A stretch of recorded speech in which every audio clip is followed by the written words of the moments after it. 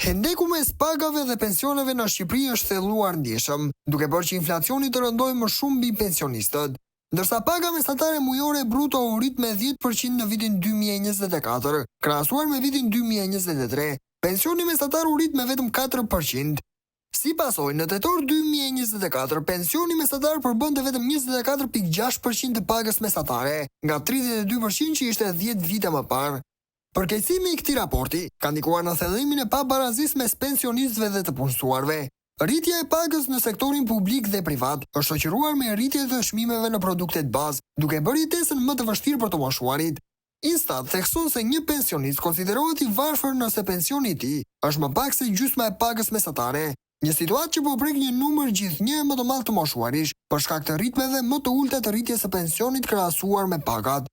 Një tjetër faktor që përkeqëson situatën është rritja e numrit të pensionistëve me pagë të pjeshme.